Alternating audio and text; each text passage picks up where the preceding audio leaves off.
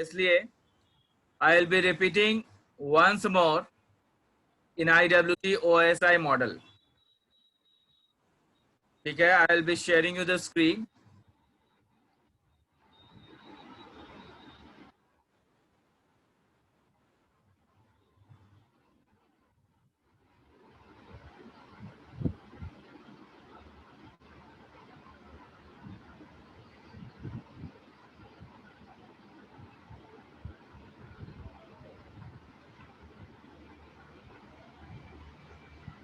Hopefully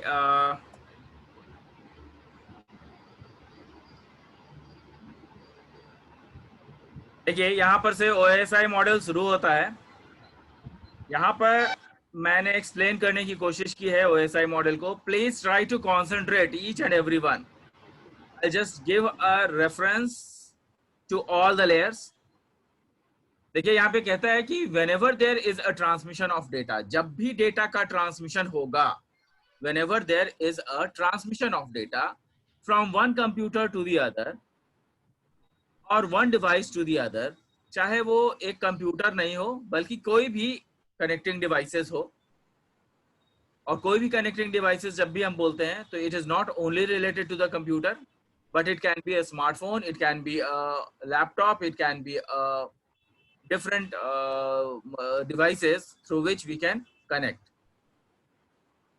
तो यहाँ पर जो हमने कहने की कोशिश की है वो ये है कि जो भी प्रोटोकॉल्स, जब भी हम लोग एक डिवाइस से दूसरे डिवाइस में जब डेटा ट्रांसमिट करते हैं तो there are certain protocols which has to be followed, and those protocols are very much necessary to be followed.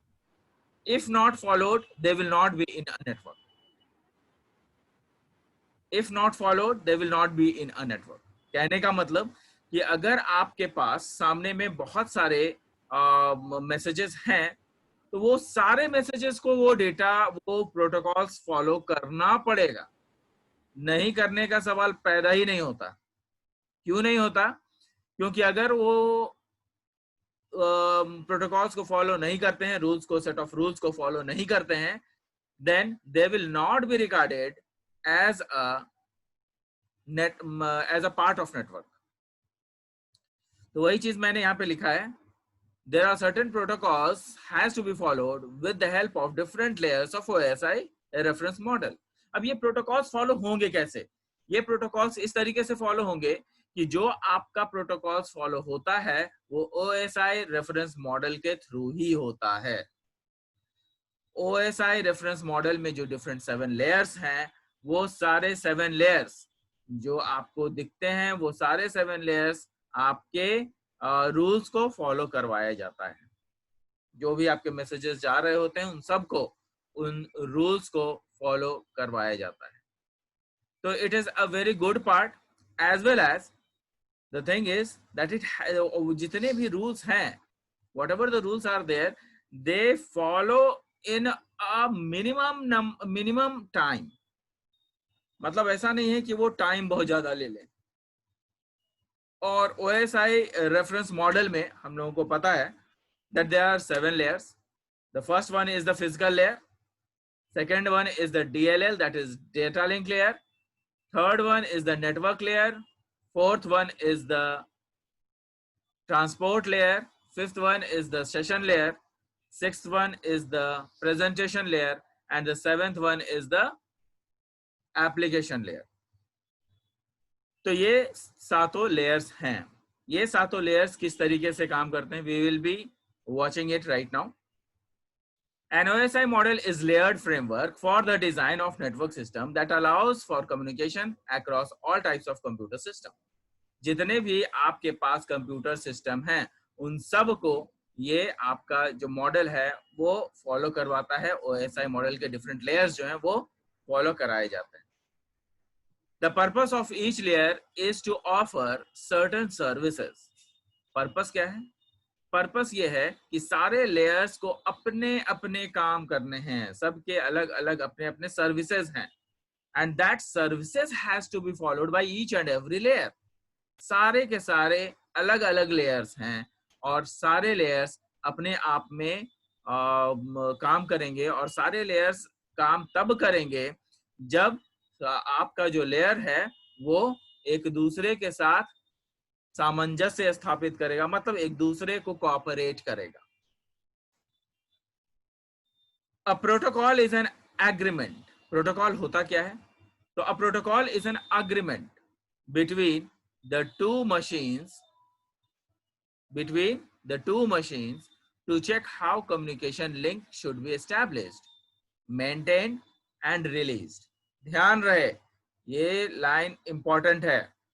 A protocol is an agreement. Protocol क्या है? It is an agreement between the two machine. Between the two machine कहने का मतलब दो machine कौन कौन से होंगे? सेंडर और रिसीवर होंगे। तो ये जो सेंडर और रिसीवर हैं, ये सेंडर और रिसीवर क्या करेंगे? ये सेंडर और रिसीवर कम्युनिकेट करेंगे किसके बीच में? अपने दोनों के बीच में। जो सेंडर है वो रिसीवर के साथ जो है वो कम्युनिकेट करेगा। कैसे कम्युनिकेट करेगा? Through different layers, by following the different layers protocols.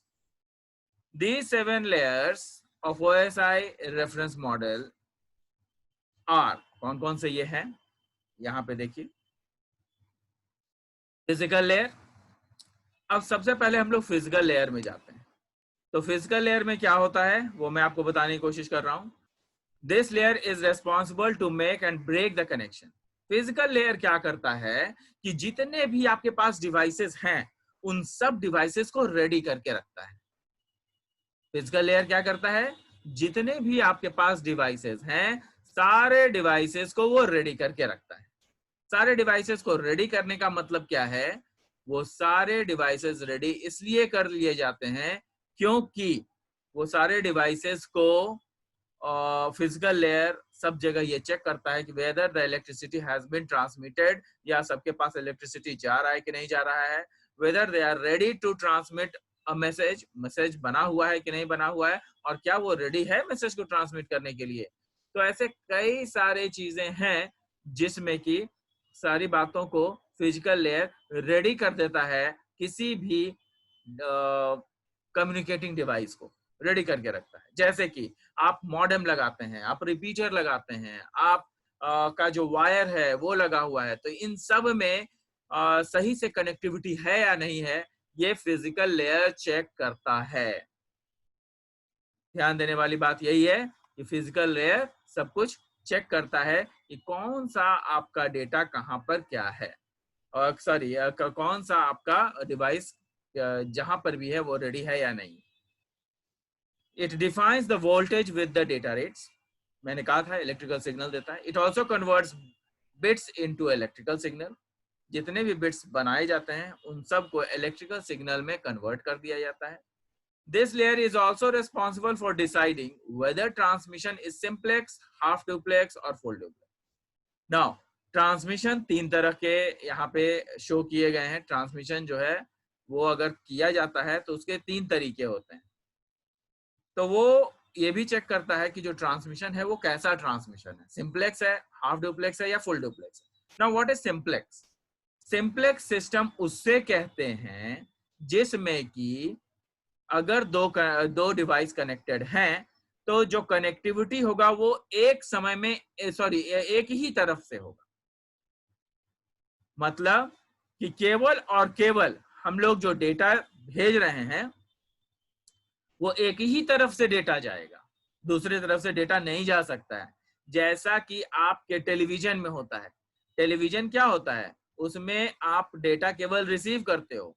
ये टेलीविजन में डेटा आप सेंड भी कर सकते हो क्या? टेलीविजन का जो केबल लेते हैं उसके मदद से डेटा हम लोग सेंड नहीं कर सकते हैं। तो ये this will be a good example of simplex. यहाँ देखिए मैंने लिखा हुआ है in this system the information is communicated in only one direction, that is example instructions from the keyboard and mouse to the CPU. Example, radio or TV broadcasting system. They can only transmit data and they do not receive. जो आपका radio और TV broadcasting होता है उसमें केवल और केवल transmit किया जाता है डेटा, वो रिसीव नहीं करता है। तो दिस इज कॉल्ड सिंप्लेक्स। ठीक है। नेक्स्ट है in data communication system the simplex communication is shown in the above figure. ये सिंप्लेक्स यहाँ पे शो किया गया है। जैसे कीबोर्ड, कीबोर्ड के थ्रू केवल और केवल हम लोग इंस्ट्रक्शंस देते हैं, that is an input device. Keyboard के जरिए इंफॉर्मेशन जो है कंप्यूटर से कीबोर्ड में नहीं जाता है, तो that is a simplex form of communication. और सिंप्लेक्स जो आपका कम्युनिकेशन है वो सिंप्लेक्स है। The communication from CPU to monitor और keyboard to CPU is unidirectional, मतलब एक तरफा है, एक ही तरफ से कम्युनिकेशन हो पाता है। इसमें हम लोग दो तरफा कम्युनिकेशन नहीं कर सकते हैं। ठीक है। Next is half duplex. यहाँ देखिए हाफ ड्यूप्लेक्स है। इसमें क्या होता है मैं बता देता हूं कि ये एक कंप्यूटर है मॉनिटर, ये दूसरा कंप्यूटर है। इसमें क्या होता है कि डेटा दोनों तरफ से ट्रैवल कर सकते हैं, नो डाउट। कम्युनिकेशन कोई भी नोड 1 नोड 2 का मतलब कोई जरूरी नहीं है कि ये कंप्यूटर ही है, बल्कि ये कोई भी कंप्यूटर हो सकता है, कोई भी लैपटॉप हो सकता है, किसी भी तरह का ऐसा डिवाइस जो कम्युनिकेट कर सकता है, जैसे स्मार्टफोन्स हो गए, जैसे आपके लैपटॉप हो गए, जैसे आपके टैबलेट हो गए, ऐसे कई सारे connection, even printer, even printer. ठीक है। तो ये सब जो है आपका हाफ डुप्लेक्स इस्तेमाल, इसमें हाफ डुप्लेक्स इस्तेमाल नहीं होता है, लेकिन कई सारे ऐसे डिवाइसेस जिसमें हाफ डुप्लेक्स इस्तेमाल होता है। जैसे वॉकी टॉकी। वॉकी टॉकी में क्या होता है कि वायर एक ही होते हैं, लेकिन एक बार में एक समय में एक ही बंदा एक तरफ से बोल सकता है, और उसके बाद जब वो बातें कंप्लीट कर लेता है तो ओवर एंड आउट बोल करके एक दूसरा स्विच होता है जिसको कि दबा देना होता है। तो ये वॉकी टॉकी का काम होता है, तभी जो है वो कनेक्शन ट्रांसफर हो जाता है दूसरे नोड को। और जब दूसरे नोड को ट्रांसफर होता है तो फिर वो जो कनेक्शन है वो हमारा कनेक्शन कुछ और नहीं है, बल्कि वो ये हाफ डुप्लेक्स है। अब हाफ डुप्लेक्स में होता क्या क्या है ये यहाँ पे पढ़ लीजिए। These systems are bidirectional. These systems are bidirectional. That is, they cannot transmit as well as receive data. ये ट्रांसमिट नहीं कर सकते हैं और रिसीव, ट्रांसमिट और रिसीव एक साथ नहीं कर सकते। ट्रांसमिट अगर करेंगे तो रिसीव नहीं कर पाएंगे, और अगर रिसीव करेंगे तो ट्रांसमिट नहीं कर पाएंगे। एक बार में एक ही तरफ से डेटा ट्रांसमिट किया जा सकता है, लेकिन डेटा दोनों तरफ से ट्रांसमिट होता है, एक समय में नहीं होता है। The communication is not simultaneous at a time. These systems can either transmit data or receive data at a time. कहने का मतलब ये जो सिस्टम होता है वो या तो एक बार में डेटा रिसीव कर सकता है या फिर एक बार में डेटा ट्रांसमिट कर सकता है। Example walkie talkie. A data communication system working in half duplex mode is shown in the figure. यहाँ पे जो फिगर बनाया है उसमें दिखता है। Here each station can transmit and receive, but not at the same time. When one device is sending, when one device is sending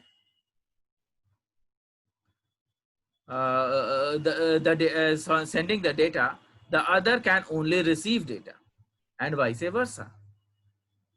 In half duplex transmission, the entire capacity of channel is taken over by the transmitter. इसमें क्या होता है कि जो भी transmitter होता है वो सारा का सारा कैपेसिटी यूटिलाइज कर लेता है। क्या होता है कि सारा का सारा कैपेसिटी यूटिलाइज कर लेता है।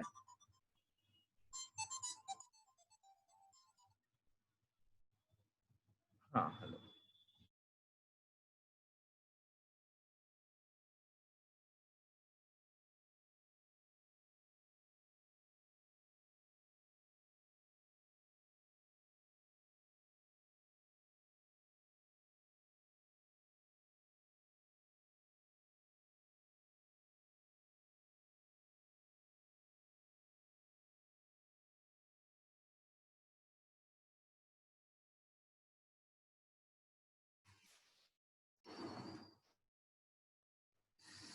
अब यहाँ पर देखिएगा, एक सेकेंड,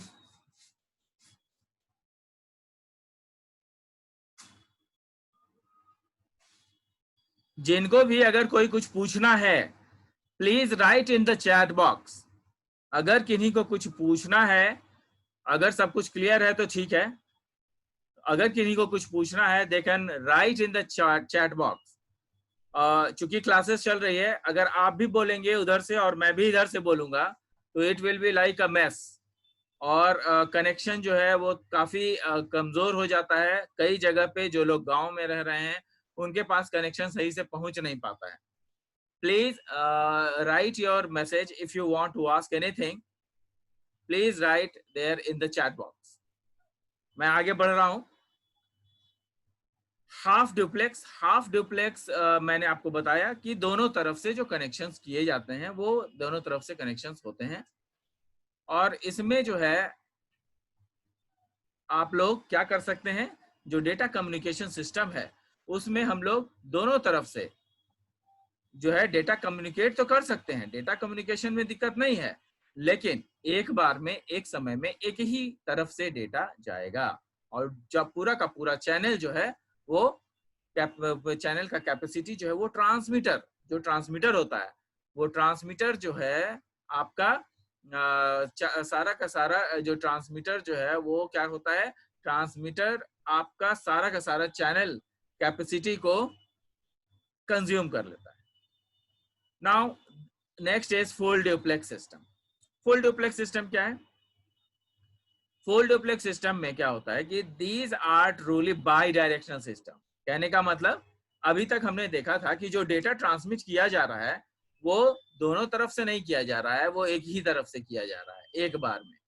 लेकिन अभी क्या है कि फुल ड्यूप्लेक्स सिस्टम में कि जो डेटा ट्रांसफर होते हैं वो दोनों तरफ से एट द सेम टाइम होते हैं, दोनों तरफ से data at the same time communication किया जा सकता है। फुल ड्यूप्लेक्स क्या होता है? These are truly bi-directional system as they allow communication in both directions. कहता है कि these are truly bi-directional system and they allow communication in both directions simultaneously. These system can transmit and receive data at the same time. Example, telephone system. Telephone system में दोनों तरफ से बातें होती है, एक तरफ से नहीं होती है ना, दोनों तरफ से बातें होती है। तो जो फुल डुप्लेक्स है उसमें क्या होता है कि आपका जो फुल डुप्लेक्स है उसमें डेटा जो है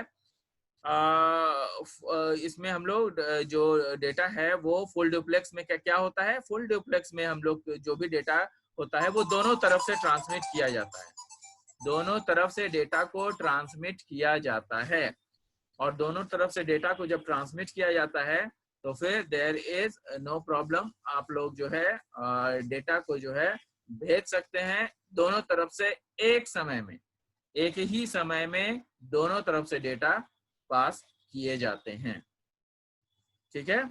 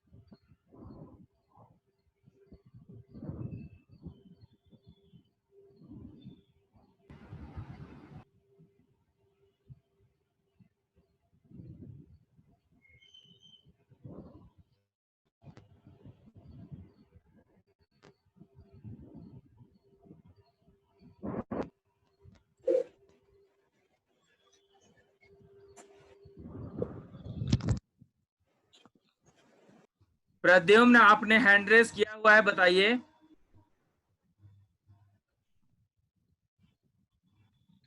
सर आपका आवाज क्लियर नहीं आ पा रहा था, इसका किए थे। अच्छा, और किसी को कोई प्रॉब्लम है तो पूछिए। Anybody who wants to ask the problem, any problem अभी तक। फिजिकल लेयर में हमने 3 चीजें डिस्कस किया है, simplex, half duplex, full duplex. किसी को कोई प्रॉब्लम है तो पूछिए।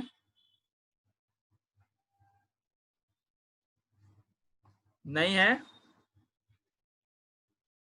तो आगे बढ़ सकते हैं हम लोग।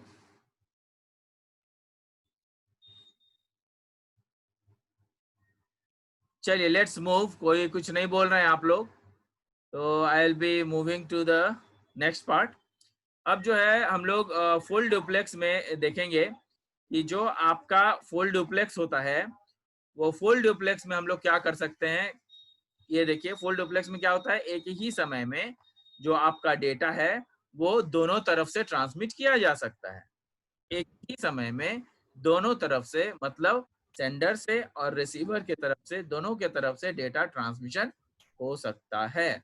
और ये जो डेटा ट्रांसमिशन होता है ये कुछ और नहीं है बल्कि आपका टेलीफोन सिस्टम वगैरह में जो डेटा ट्रांसफर दिखता है वही आपका फुल डुप्लेक्स है।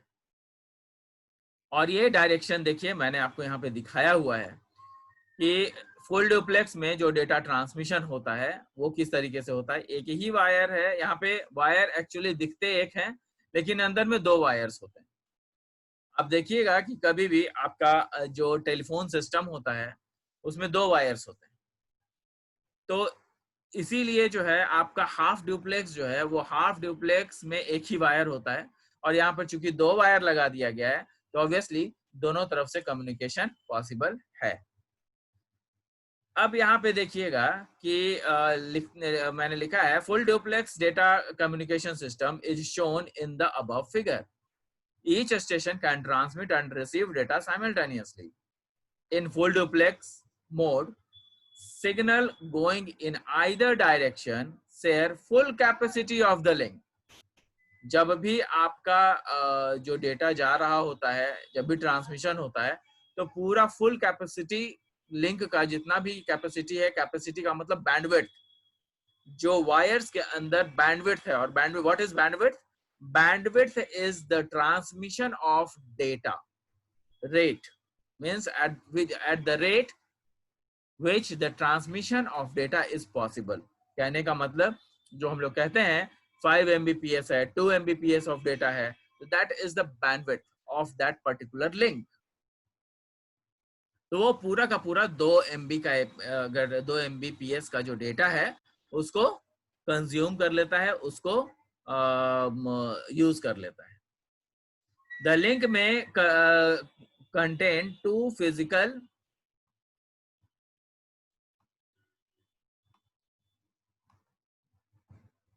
The link may contain 2 physical separate transmission path। One offer sending, यहाँ पे देखिए मैंने यहाँ पे मेंशन किया हुआ है 2 फिजिकल पाथ होते हैं, सेपरेट फिजिकल पाथ होते हैं 2। तो जो सेपरेट फिजिकल पाथ हैं उसको हम लोग क्या करते हैं कि हम लोग जो है उसको ये देखते हैं कि किस तरीके से जो डेटा है वो ट्रांसमिट हो रहे हैं। यहाँ पे मैंने साफ साफ लिखा है in full duplex mode, signal going in either direction share full capacity of the link। The link may contain 2 physical separate transmission path, one for sending and for other for receiving। Otherwise, the capacity of channel is divided between signal traveling in both direction। जो आपका signal है वो दोनों तरफ से होता है। अब यहाँ पे देखिएगा कि डेटा लिंक लेयर है। अच्छा, यहाँ पे एक और चीज छूट गया, many networks provide at least 2 logical channel. Generally क्या होता है कि जो आपका लॉजिकल चैनल है, मेनी नेटवर्क्स, जितने भी नेटवर्क्स हैं वो प्रोवाइड करते हैं 2 अलग अलग चैनल प्रोवाइड करते हैं, for normal data and for urgent data. कई बार ऐसा भी होता है कि जो अर्जेंट डेटा है उसको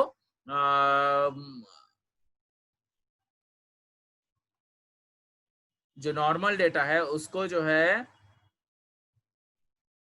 for the normal data and other for urgent data. एक नॉर्मल डेटा के लिए और दूसरा अर्जेंट डेटा के लिए।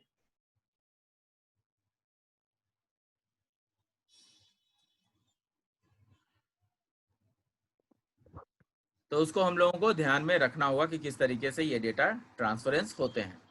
Now data link layer, data link layer क्या होता है, सो ध्यान में रखिएगा कि जो डेटा लिंक लेयर है वो क्या होता है कि आपका data link layer is a very important layer. ये ऐसा लेयर है जिसमें कि आपका जो डेटा है वो किसी भी हालत में जो आपका डेटा है वो आपका डेटा हमेशा सिक्योर किया जाता है, सिक्योर किया जाता है। और वो किस तरीके से सिक्योर होता है, वो सिक्योर किया जाता है डेटा लिंक लेयर के माध्यम से। All the securities is provided with the help of data link layer. तो ये डेटा लिंक लेयर के माध्यम से ये चीजें। अब ये डेटा लिंक लेयर किस तरीके से आपका हेल्प करता है वो देखिए। This layer is mainly responsible for assembling outgoing messages into frame.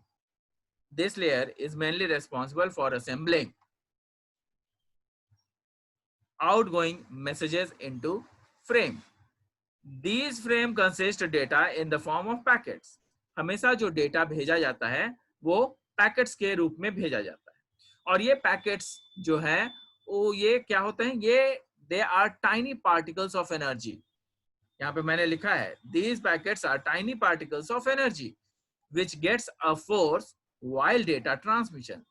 जब भी डेटा ट्रांसमिशन होता है तो उसको एक फोर्स दिया जाता है। फोर्स देने का मतलब क्या है कि डेटा ट्रांसमिशन में एक जो आपका इलेक्ट्रिकल सिग्नल है उसके द्वारा उसको फोर्स मिलता है ताकि वो डेस्टिनेशन तक पहुंच पाए। DLL is also responsible for synchronization of data. DLL किस लिए रेस्पॉन्सिबल है, data link layer is responsible for synchronisation of data.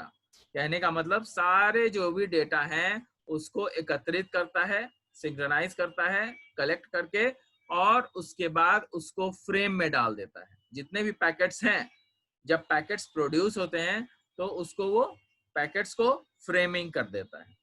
और ये फ्रेमिंग जो है यहाँ पर क्या करता है कि सिंक्रोनाइजेशन ऑफ डेटा है और उसके बाद फिर it also detects and correct the errors. It also detects and correct the errors. ये क्या करता है, एरर्स को डिटेक्ट भी करता है और उसको करेक्ट भी करता है। To enable the errors detecting it adds error detection bits. और एरर को डिटेक्ट करने के लिए क्या किया जाता है, एरर डिटेक्शन टेक्निक को लगाया जाता है। एरर डिटेक्शन टेक्निक क्या करता है, एरर डिटेक्शन टेक्निक सारे एरर्स को फाइंड आउट करके और उसमें करेक्शन करता है। Next is DLL is also responsible for encoding data into ciphertext and are then passed to the physical layer. ये एक और भी काम है डेटा लिंक लेयर का। उसमें क्या होता है कि जो डेटा लिंक लेयर है वो करता क्या है कि आपका जो डेटा लिंक लेयर है वो आपके मैसेजेस को एनकोड कर देता है। सपोज कीजिए कि आपने मैसेज भेजा I am a good boy. Now अगर आपने I am a good boy भेजा है and this is the message, तो वो मैसेज अगर सपोज कीजिए कि दो सेंडर और रिसीवर के बीच में ये मैसेज ट्रांसमिट होनी है और ये मैसेज कोई प्राइवेट मैसेज है और बीच में से मैं वायर लगा के और वो डेटा जो है मैं हैक कर लूं, वो डेटा मेरे पास ले लूं, तो मुझे पता चल जाएगा कि क्या डेटा भेजा गया है। करेक्ट। तो उसके सिक्योरिटी के लिए क्या होता है कि मैसेज को कोड कर दिया जाता है। सपोज कीजिए कि I am a good boy अगर है तो आई को हम लोग कुछ और नाम कर देंगे, हो सकता है कि उसको हम ए कर दें, आई को हम लोग ए कर दें, या फिर आई को हम लोग 1 2 3 4 से सजा दें। जैसे ए को अगर हम लोग 1 लिखेंगे, बी को हम लोग 2 लिखेंगे, सी को हम लोग 3 लिखेंगे, तो उसी तरीके से आई को हम लोग 9 लिखेंगे, ए को हम लोग 1 लिख देंगे, आई एम को हम लोग क्या करेंगे 13 लिख देंगे क्योंकि 13 पोजीशन पे एम है। तो अगर आपको मैसेज मिलेगा 9 1 13 कुछ ऐसा मिलेगा, तो जो बंदा हैकर है उसको अगर ये मैसेज मिल भी जाता है तो उसको प्रेडिक्ट करना थोड़ा मुश्किल हो जाएगा। तो इसी तरीके का कई बार अगर हम लोग एनकोडिंग टेक्निक अगर एक ही मैसेज पे 16 टाइम्स एनकोडिंग टेक्निक लगते हैं, ये तो मैंने एक बार बताया कि मैसेज को क्या किया गया, एक बार जो है आपको बदल दिया गया, उसके हिसाब से जो नंबरिंग है वो कर दी गई।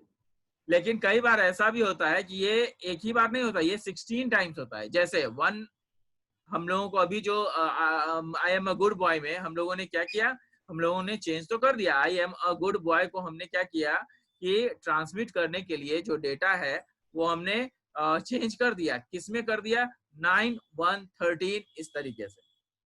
लेकिन उसका अगर दूसरी बार करेंगे, एनकोडिंग टेक्निक लगाएंगे, तो हो सकता है कि 9, 1, 13 को 9 को हम लोग लिख सकते हैं 3 into 3, 1 को हम लोग लिख सकते हैं 1 into 1। तो ये दूसरा एनकोडिंग टेक्निक होगा दूसरे लेवल पर।